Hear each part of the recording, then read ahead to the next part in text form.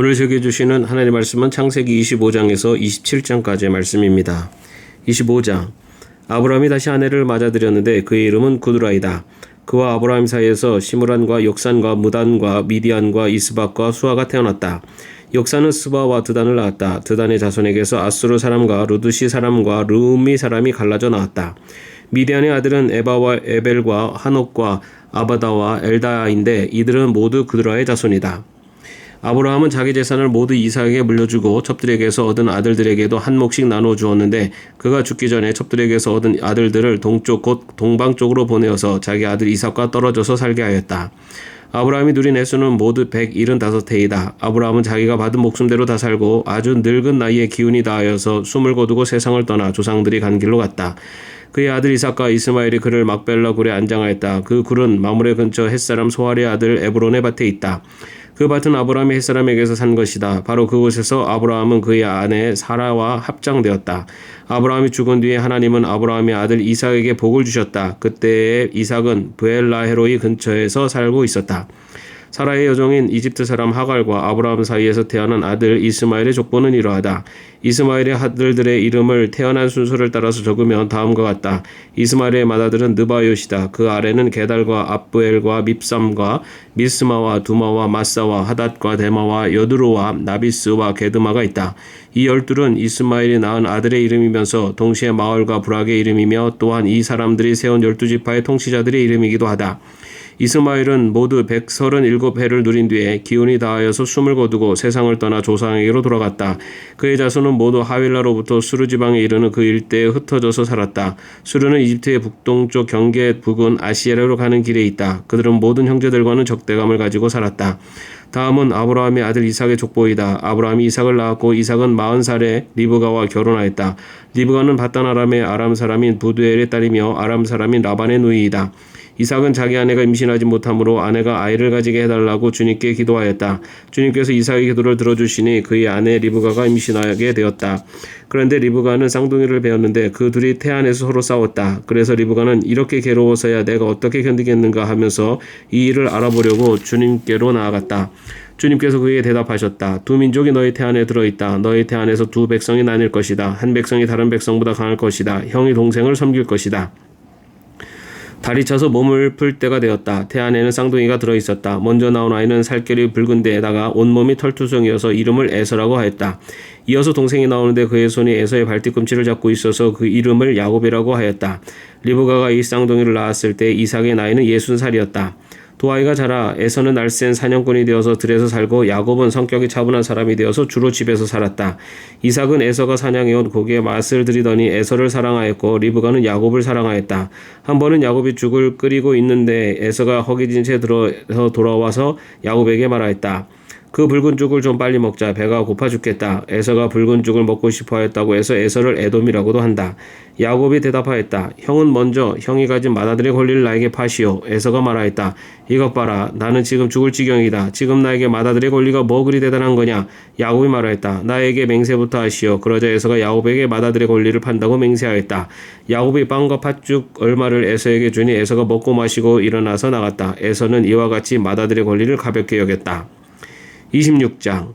일찍이 아브라함 때에 그 땅에 흉년이 든 적이 있는데 이삭 때에도 그 땅에 흉년이 들어서 이삭이 그랄의 블레셋 왕 아비멜렉에로 갔다. 주님께서 이삭에게 나타나셔서 말씀하셨다. 이집트로 가지 말아라. 내가 너에게 살라고 한 이 땅에서 살아라. 내가 이 땅에서 살아야 내가 너를 보살피고 너에게 복을 주겠다. 이 모든 땅을 내가 너와 너희 자손에게 주겠다. 내가 너희 아버지 아브라함에게 맹세한 약속을 이루어서 너희 자손이 하늘의 별처럼 많아지게 하고 그들에게 이 땅을 다 주겠다. 이 세상 모든 민족이 내 씨의 덕을 입어서 복을 받게 하겠다. 이것은 아브라함이 나의 말에 순종하고 나의 명령과 나의 계명과 나의 율례와 나의 법들을 잘 지켰기 때문이다. 그래서 이삭은 그랄에 그대로 머물러 있었다. 그곳 사람들이 이삭의 아내를 보고서 그에게 물었다. 그 여인이 누구요? 이삭이 대답하였다. 그는 나의 누이요. 이삭은 그는 나의 아내요 하고 말하기가 무서웠다. 이삭은 리브가가 예쁜 여자이므로 그곳 사람들이 리브가를 빼앗으려고 자기를 죽일지도 모른다고 생각하였기 때문이다. 이삭이 그곳에 자리를 잡고 산 지 꽤 오래된 어느 날 블레셋 왕 아비멜렉은 이삭이 그 아내 리브가를 애모하는 것을 우연히 창으로 보게 되었다. 아비멜렉은 이삭을 불러들여서 나무랐다. 그는 틀림없이 당신 아내인데 어쩌려고 당신은 그를 누이라고 말하였소? 이삭이 대답하였다. 저 여자 때문에 제가 혹시 목숨을 잃을지도 모른다고 생각하기 때문입니다. 아비멜렉이 말하였다. 어쩌려고 당신이 우리에게 이렇게 하였소? 하마터면 나의 백성 가운데서 누구인가가 당신의 아내를 건드릴 뻔하지 않았소? 괜히 당신 때문에 우리가 죄인이 될 뻔하였소. 아비멜렉은 모든 백성의 경고를 내렸다. 이 남자와 그 아내를 건드리는 사람은 사형을 받을 것이다. 이삭이 그 땅에서 농사를 지어서 그의 100배의 수확을 거둬들였다. 주님께서 그에게 복을 주셨기 때문이다. 그는 부자가 되었다. 재산이 점점 늘어서 아주 부유하게 되었다. 그가 양떼와 소떼, 남중과 여종을 많이 건드리게 되니 블레셋 사람들이 그를 시기하기 시작하였다. 그래서 그들은 이삭의 아버지 아브라함 때 아브라함의 종들이 판 모든 우물을 막고 흙으로 메어버렸다. 아비멜렉이 이삭에게 말하였다. 우리에게서 떠나가시오. 이제 당신은 우리보다 훨씬 강하오. 이삭은 그곳을 떠나서 그랄 평원에다가 장막을 치고서 거기에 자리를 잡고 살았다. 이삭은 자기 아버지 아브라함 때에 팠던 우물들을 다시 팠다. 이 우물들은 아브라함이 죽자 블레셋 사람들이 메어버린 것들이다. 이삭은 그 우물들을 그의 아버지 아브라함이 부르던 이름 그대로 불렀다. 이삭의 종들이 그랄 평원에서 우물을 파다가 물이 솟아나는 샘줄기를 찾아냈다.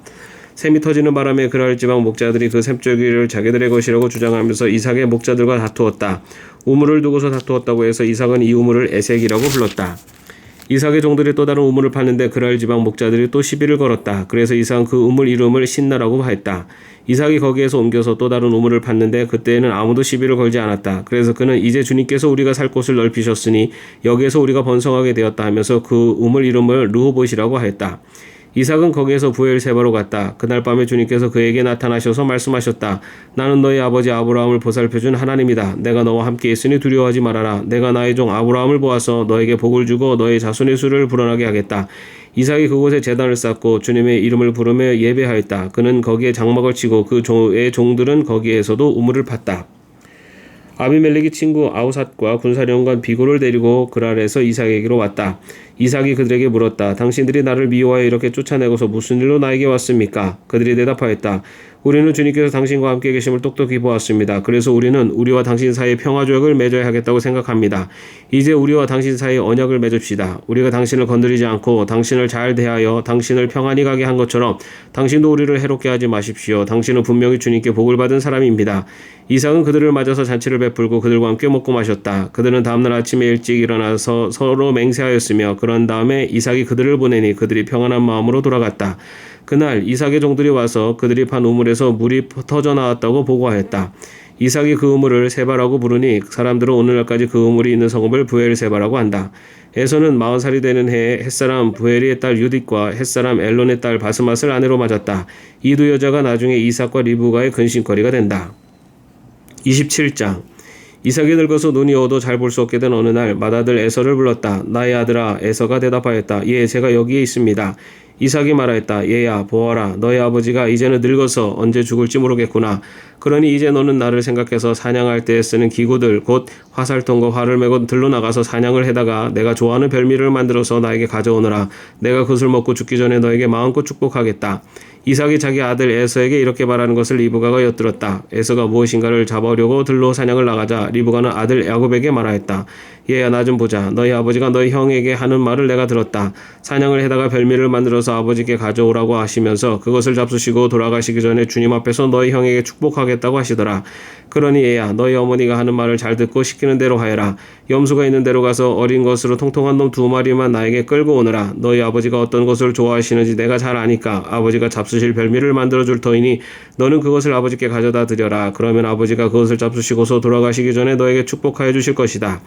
야곱의 어머니 리브가에게 말하였다. 형에서는 털이 많은 사람이고 나는 이렇게 피부가 매끈한 사람인데 아버지께서 만져보시면 어떻게 되겠습니까? 아버지를 속인 죄로 축복은커녕 오히려 저주를 받을 것이 아닙니까? 어머니가 아들에게 말하였다. 아들아, 저주는 이 어미가 받으마. 내가 시키는 대로 하여라. 가서 2마리를 끌고 오너라. 그가 가서 2마리를 붙잡아서 어머니에게 끌고 오니 그의 어머니가 그것으로 아버지 입맛에 맞게 별미를 만들었다. 그런 다음에 리브가는 자기가 집에 잘 간직하여 둔 맏아들 에서의 옷 가운데 가장 좋은 것을 꺼내어 작은 아들 야곱에게 입혔다. 리브가는 염소새끼 가죽을 야곱의 매끈한 손과 목덜미에 둘러주고 나서 자기가 마련한 별미와 빵을 아들 야곱에게 들려주었다. 야곱이 아버지에게 가서 아버지 하고 불렀다. 그러자 이삭이 나 여기 있다. 아들아, 너는 누구냐 하고 물었다. 야곱이 아버지에게 말하였다. 저는 아버지의 맏아들 에서입니다. 아버지께서 말씀하신 그대로 하였습니다. 이제 일어나 앉으셔서 제가 사냥하여 온 고기를 잡수시고 저에게 마음껏 축복하여 주시기 바랍니다. 이삭이 아들에게 물었다. 얘야, 어떻게 그렇게 빨리 사냥거리를 찾았느냐? 야곱이 대답하였다. 아버지께서 섬기시는 주 하나님이 일이 잘 되게 저를 도와주셨습니다. 이삭이 야곱에게 말했다. 얘야, 내가 너를 좀 만져볼 수 있게 이리 가까이 오너라. 내가 정말로 나의 아들 에서인지 좀 알아보아야겠다. 야곱이 아버지 이삭에 가까이 가니 이삭이 아들을 만져보고서 중얼거렸다. 목소리는 야곱의 목소리인데 손은 에서의 손이로구나. 이삭은 야곱의 두 손이 저희 형 에서의 손처럼 털이 나 있으므로 그가 야곱인 줄을 모르고 그에게 축복하여 주기로 하였다. 이삭은 다짐하였다. 내가 정말로 나의 애들 에서냐? 야곱이 대답하였다. 예, 그렇습니다. 이삭이 말하였다. 나의 아들아, 내가 사냥하여 온 것을 나에게 가져오너라. 내가 그것을 먹고서 너에게 마음껏 복을 빌어주겠다. 야곱이 이삭에게 그 요리한 것을 가져다가 주니 이삭이 그것을 먹었다. 야곱이 또 포도주를 가져다가 따르니 이삭이 그것을 마셨다. 그의 아버지 이삭이 그에게 말하였다. 나의 아들아, 이리 와서 나에게 입을 맞추어다오. 야곱이 가까이 가서 그에게 입을 맞추었다. 이삭이 야곱의 옷에서 나는 냄새를 맡고서 그에게 복을 빌어주었다. 나의 아들에게서 나는 냄새는 주님께 복받은 밭의 냄새로구나. 하나님은 하늘에서 이슬을 내려주시고 땅을 기름지게 하시고 곡식과 새 포도주가 너에게 넉넉하게 하실 것이다. 여러 민족이 너를 섬기고 백성들이 너에게 무릎을 꿇을 것이다. 너는 너의 친척들을 다스리고 너희 어머니 자손들이 너에게 무릎을 꿇을 것이다. 너를 저주하는 사람마다 저주를 받고 너를 축복하는 사람마다 복을 받을 것이다. 이삭은 이렇게 야곱에게 축복하여 주었다. 야곱이 아버지 앞에서 막 물러나오는데 사냥하러 나갔던 그의 형 에서가 돌아왔다. 에서도 역시 별미를 만들어서 그것을 들고 자기 아버지 앞에 가서 말하였다. 아버지, 일어나셔서 이 아들이 사냥하여 온 고기를 잡수시고 저에게 마음껏 축복하여 주시기 바랍니다. 그의 아버지 이삭이 그에게 물었다. 너는 누구냐? 에서가 대답하였다. 저는 아버지의 아들 아버지의 맏아들 에서입니다. 이삭이 크게 충격을 받고서 부들부들 떨면서 말을 더듬거렸다. 그렇다면 내가 오기 전에 나에게 사냥한 고기를 가져온 게 누구란 말이냐? 내가 오기 전에 내가 그것을 이미 다 먹고 그에게 축복하였으니 바로 그가 복을 받을 것이다. 아버지의 말을 들은 에서는 소리치며 울면서 아버지에게 애원하였다. 저에게 축복하여 주십시오. 아버지, 저에게도 똑같이 복을 빌어 주십시오. 그러나 이삭이 말하였다. 너희 동생이 와서 나를 속이고 내가 받을 복을 가로챘구나. 에서가 말하였다. 그 녀석의 이름이 왜 야곱인지 이제 알 것 같습니다. 그 녀석이 이번까지 2번이나 저를 속였습니다. 지난번에는 맏아들의 권리를 저에게서 빼앗았고 이번에는 제가 받을 복까지 빼앗아갔습니다. 에서가 아버지에게 물었다. 저에게 주실 복을 하나도 남겨두지 않으셨습니까? 이삭이 에서에게 대답하였다. 나는 그가 너를 다스리도록 하였고 그의 모든 친척을 그에게 종으로 주었고 곡식과 새 포도주가 그에게서 떨어지지 않도록 하였다. 그러니 나의 아들아, 내가 너에게 무엇을 해줄 수 있겠느냐? 에서가 그의 아버지에게 말하였다. 아버지, 아버지께서 비실 수 있는 복이 어디 그 하나뿐입니까? 저에게도 복을 빌어 주십시오, 아버지. 이 말을 하면서 에서는 큰 소리로 울었다. 그의 아버지 이삭이 그에게 대답하였다. 내가 살 곳은 땅이 기름지지 않고 하늘에서 이슬도 내리지 않는 곳이다. 너는 칼을 의지하고 살 것이며 너희 아우를 섬길 것이다. 그러나 애써 힘을 기르면 너는 그가 내 목에 씌운 멍에를 부술 것이다. 에서는 아버지에게서 받을 축복을 야곱에게 빼앗긴 것 때문에 야곱에게 원한이 깊어갔다. 그는 혼자서 아버지를 곡할 날이 머지않았으니 그때가 되면 동생 야곱을 죽이겠다고 마음을 먹었다. 리브가는 맏아들 에서가 하고 다니는 말을 전해 듣고는 작은 아들을 불러다 놓고서 말하였다. 너희 형 에서가 너를 죽여서 한을 풀려고 한다. 그러니 나의 아들아, 내가 시키는 대로 하여라. 이제 곧 하란에 계시는 라반 외삼촌에게로 가거라. 내 형의 분노가 풀릴 때까지 너는 얼마 동안 외삼촌 집에 머물러라. 내 형의 분노가 풀리고 내가 형에게 한 일을 너희 형이 잊으면 거기를 떠나서 돌아오라고 전가를 보내마. 내가 어찌 하루에 자식 둘을 다 잃겠느냐? 리브가가 이삭에게 말하였다. 나는 햇사람의 딸들 때문에 사는 게 아주 넌더리가 납니다. 야곱이 이 땅에 사는 사람들의 딸들 곧 햇사람의 딸들 가운데서 아내를 맞아들인다고 하면 내가 살아있다고는 하지만 나에게 무슨 사는 재미가 있겠습니까? 아멘. 오늘도 평안한 하루 되시기를 바랍니다.